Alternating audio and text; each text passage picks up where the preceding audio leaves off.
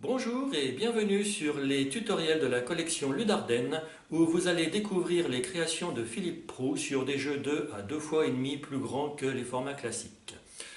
Voyons dès maintenant.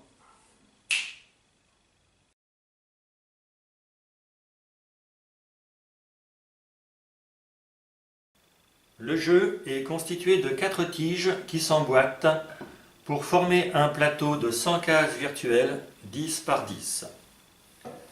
Chaque joueur dispose de 12 briques de sa couleur, plus 3 incolores, comptant simultanément pour des bleus et des rouges. Le but est de connecter un maximum de ces briques.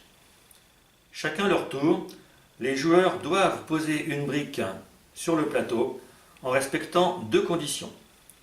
La première, la brique doit pouvoir se bloquer sur deux axes perpendiculaires. Donc, pas comme ceci, puisque ça glisse, ni même comme ceci.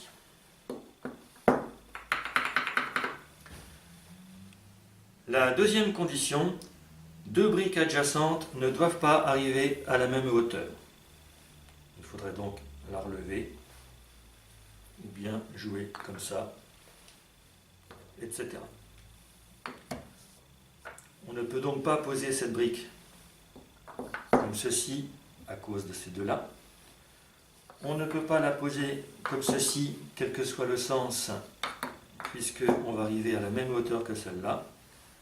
Et on ne peut pas la poser comme ceci, à cause de cette brique. En revanche, on pourrait la poser ici. Les angles ne comptent pas comme une connexion. On pourrait donc avoir cette position. Ces deux briques ne sont pas connectées. Et le jeu va continuer jusqu'à plus personne ne puisse poser de briques. Quand tout le monde a passé, chaque joueur va compter son territoire le plus grand.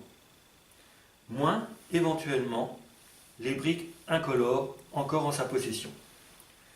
Bien sûr, ici, la partie n'est pas finie, mais rouge possède 4 points.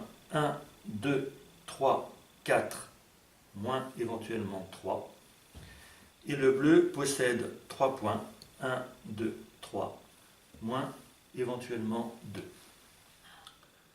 À la fin de la partie, le joueur marquant le plus de points gagne.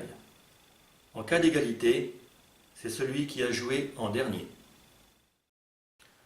Petit conseil, mieux vaut ne pas trop espérer pouvoir beaucoup se développer en partant du premier coin.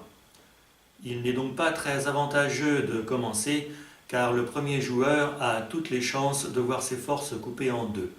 Mais il peut compenser ce handicap en se débarrassant tout de suite d'une brique neutre.